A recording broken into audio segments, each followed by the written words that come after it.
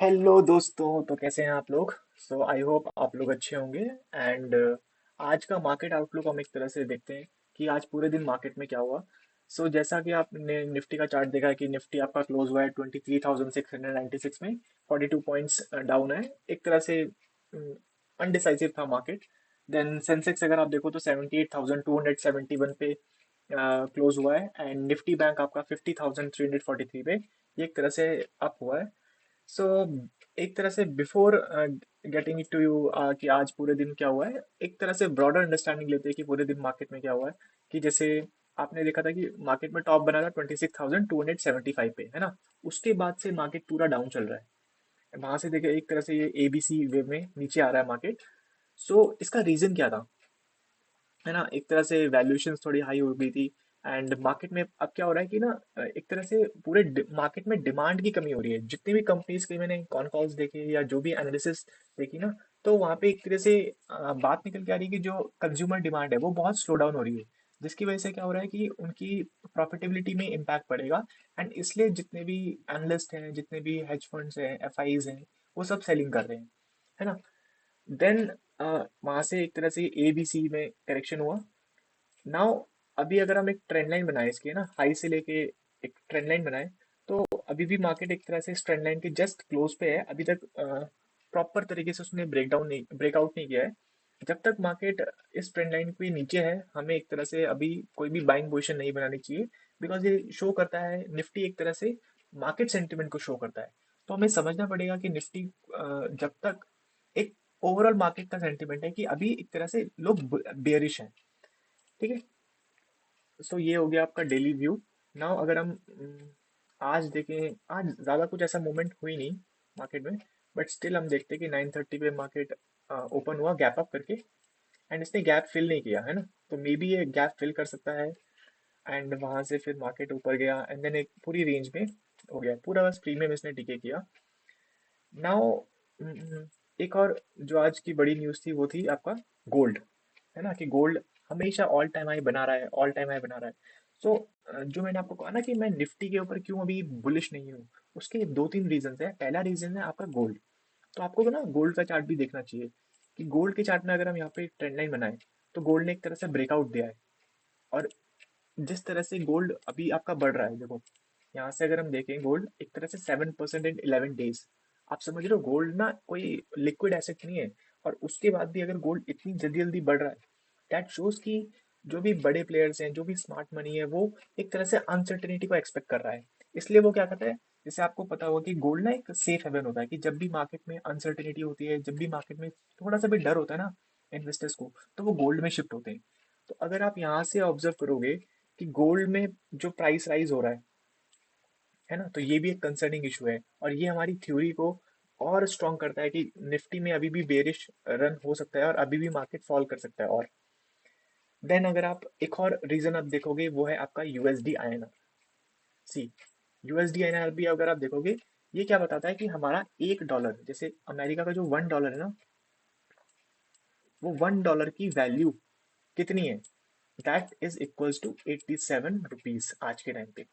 तो आप समझ रहे हो कि जब 2020 के आसपास जब था, तो वहां पे उस टाइम पे कितना था कि $1 उस समय था आपका 75 रुपीज के आसपास, है ना। आप समझ रहे हो कि पहले $1 को खरीदने के लिए, अगर मुझे $1 खरीदना है, तो उसके लिए मुझे 75 रुपीज देने पड़ते थे। बट आज मुझे कितना देना पड़ रहा है, आज मुझे 87 रुपीज देना पड़ रहा है। तो इससे क्या हो रहा है, हमारा जो रुपी है वो एक तरह से वीक हो रहा है। और जब रुपीज वीक होता है, तो इससे क्या होता है कि जो भी हमें इंपोर्ट करना होता है ना, जैसे क्रूड ऑयल, तो वो कॉस्टली पड़ता है। और क्रूड ऑयल के कॉस्टली पड़ने से क्या होता है कि जितनी भी कंपनीज होती है, जित उनका एक तरह से इन्फ्लेशन बढ़ता है, कंपनीज के मार्जिन इम्पैक्ट्स होते हैं। तो इससे क्या होता है कि कंपनी के प्रॉफिट भी डिक्लाइन होते हैं, एंड जिसकी वजह से एक तरह से मार्केट भी फॉल करता है। ठीक है। तो ये दो रीजन है, पहला है हमारा gold, and second is USD INR. तो जब तक यूएसडी आईएनआर कूल ऑफ नहीं करता है, जब तक ये कम से कम इस रेंज में वापस नहीं आता 86 की, जब तक ये ऊपर है, आप कोई भी बुलिश व्यू नहीं बना सकते अभी मार्केट में। और दूसरा आपका गोल्ड, तो जब तक ये गोल्ड वापस से कूल डाउन नहीं होता है, तब तक हम कोई भी एक बड़ी बेट नहीं ले सकते हैं। हमें थोड़ा कंजर्वेटिव रहना पड़ेगा और हमें कैश में रहना पड़ेगा। या जहाँ पे भी आप इन्वेस्ट कर रहे हो, थोड़ा सोच समझ के करना, बिकॉज ये दोनों रीजंस हैं जो कि मार्केट को कभी भी फॉल करवा सकते हैं। ठीक है। तीसरा अगर आप कमोडिटी देखो वो है आपका सिल्वर। तो सिल्वर की भी अगर मैं एक तरह से ट्रेंड लाइन बनाऊं इस तरह से, तो यहाँ पर भी क्या हो रहा है कि सिल्वर में एक तरह से ब्रेकआउट होना स्टार्ट हुआ है। जैसे मैंने सिल्वर में पोजीशन बनाई है अभी थोड़ी कुछ दिन पहले, तो यहाँ पे 5% का एक तरह से मूव हुआ है। ठीक है, तो सिल्वर एक तरह से 5% का मूव दे चुका है। यहाँ पे मेरे को लगता है कि सिल्वर भी आपका इस रेंज तक 99 या 1 लाख तक आराम से पहुंच जाएगा, है ना। तो यहाँ पे आपको ये भी फोकस करना होगा। ठीक है। सो यहाँ तक आई थिंक 1 लाख तक आराम से पहुंच जाएगा सिल्वर भी। गोल्ड, देखो गोल्ड से बेटर ना आपको सिल्वर में अपॉर्चुनिटी दिखती है, बिकॉज अगर आपके पास एक कॉन्सेप्ट होता है सेफ्टी ऑफ मार्जिन, है ना, तो सेफ्टी ऑफ मार्जिन हमारे पास सिल्वर में ज़्यादा है एज कम्पेयर टू गोल्ड। तो अगर आपको कभी पोजीशन बनानी है अगर तो आप सिल्वर में बना सकते हो और सिल्वर प्ले कर सकते हो।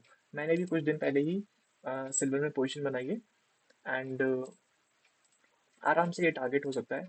अभी भी चांसेस है सिल्वर आराम से टच करेगा 1 लाख तक, बिकॉज जिस तरह से अनसर्टेनिटी हो रही है, जैसे अगर आपने देखा होगा कि ट्रम्प विन कर चुका है, ट्रम्प किस तरह से इनडिसाइसिवली डिसीजन ले जा रहा है ना, कुछ भी वो डिसीजन ले रहा है कि हम मेक्सिको पे ट्रेड टैरिफ लगा देंगे, हम कनाडा पे टैरिफ लगा देंगे, चाइना पे लगा देंगे। फिर वहां से रिटेलिएशन आता है कि चाइना भी कहता है कि मैं 10% यहाँ पे आप पे टैरिफ लगा दूंगा। मेक्सिको एंड कनाडा भी are doing same thing.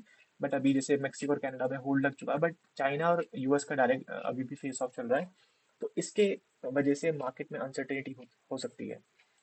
Then अगर हम ये देखें जैसे आज का एडवांस डिक्लाइन रेशो, है ना, तो एडवांस डिक्लाइन रेशो भी आपका 1796 एडवांस थे stocks, and decline is 773। Now अगर हम आज के टॉप गेनर्स देखें जैसे ओएनजीसी, है ना, एक बार इनका चार्ट एनालिसिस कर लेते हैं कि क्या सच में इनमें कोई पोजीशन या कोई भी अच्छा अपॉर्चुनिटी दिखती है। मुझे नहीं लगता कि ओएनजीसी में अभी आपको खेलना चाहिए, बिकॉज देखो सबसे इंपॉर्टेंट होता है यहाँ पे 200 ईएमए, है ना, जब तक ये इसके नीचे आए कोई भी स्टॉक, तो आपको उसको छेड़ना ही नहीं चाहिए। उसमें एक तरह से कोई भी गेम नहीं करना चाहिए। जैसे ये 200 ब्रेक डाउन करता है डेली के, आपको एग्जिट कर देना चाहिए। देन अब हम हिंडाल को देखते हैं। हिंडाल को भी आपका टॉप गेनर्स में था आज। ये भी देखो पूरा डाउन ट्रेंड में है चार्ट सारे। सो अभी इन पे कोई भी अपॉर्चुनिटी मेरे को तो नहीं दिखती। देन अगर हम देखें अपोलो हॉस्पिटल्स, तो ठीक है ये अभी एक रेंज में है अभी, आई थिंक वेट करना चाहिए इस पे भी। देन बीपीसीएल देख लेते हैं। बीपीसीएल भी देखो पूरा डाउन ट्रेंड में है बीपीसीएल भी। सो देखो अगर गाइज आपके भी कोई चार्ट्स हैं जो आपको एनालाइज करने हैं या एनालिसिस करवानी है, तो आप कमेंट सेक्शन में लिख सकते हैं इसके बारे में। अगर हम आज के टॉप लूजर्स देखें, तो वो है आपका एशियन पेंट्स, है ना। तो एशियन पेंट्स देखो आप, देखो बेसिक बेसिक एनालिसिस भी आपको एक बेसिक, अगर आप नेकेड आई से भी देखोगे ना, तो आपको चार्ट समझ में आएंगे कि कैसे पूरा डाउन डाउनफॉल हो रहा है, एक तरह से पूरा मार्केट गिर रहा है ना एशियन पेंट्स का। अब इसका रीजन क्या है? इसका रीजन है आपका बिरला ओपस, एक तरह से न्यू प्लेयर आया है मार्केट में, एंड जिसकी वजह से जो भी मार्केट शेयर एशियन पेंट का था, जो एक मोनोपोली थी वो एक तरह से ब्रेक हुई है। देन आपका टाइटन, टाइटन देख लेते हैं। टाइटन कंपनीज में, सो टाइटन भी एक तरह से रेंज में ही है सब। इसमें कोई कोई भी देखो कोई भी अच्छा चार्ट अभी दिख नहीं रहा। देन नेस्ले, नेस्ले आपके कंज्यूमर स्टोरीज पे हम देख लेते हैं। जैसे आपने भी बजट देखा होगा, तो उसमें कंज्यूमर को बूस्ट करने के लिए बहुत सारा स्कीम्स लॉन्च करी थी गवर्नमेंट ने। सो उनके चार्ट्स एक बार देख लेते हैं कि क्या सच में कोई अपॉर्चुनिटी हमें दिखती है कंज्यूमर में। जैसे नेस्ले इंडिया, सो नेस्ले भी आप खुद देखो चार्ट कैसे बने हुए। सो इस अभी कोई अपॉर्चुनिटी इसमें भी नहीं दिखती। देन एचयूएल देख लेते हैं, हिंदुस्तान यूनिलीवर। हम्म, हिंदुस्तान यूनिलीवर, है ना। सो इसका चार्ट भी पूरा देखो पूरा कैसे फॉल कर रहा है चार्ट। ये भी अच्छे चार्ट्स नहीं है अभी भी। ब्रिटानिया तो आप देख लो, मैंने रैंडमली अभी चार्ट्स देखे और कहीं पे भी अपॉर्चुनिटी नहीं बन रही है। सो हमें ना अननेसेसरी कोई भी मार्केट में पोजीशंस नहीं बनानी चाहिए जब तक हम 100% कॉन्फिडेंट नहीं है मार्केट में। सो आज का मार्केट आउटलुक हम यहीं पे देखते हैं, यहीं पे बंद करते हैं। अगर आपको ये वीडियो अच्छी लगी हो तो please like and subscribe this video, and comment section में लिखना कि आपको कौन से स्टॉक को एनालिसिस करनी है, या अगर आप किसी स्टॉक में पोजीशन बना के बैठे हो, या आपका क्या व्यू लगता है मार्केट में, please do share with me. Okay, thank you.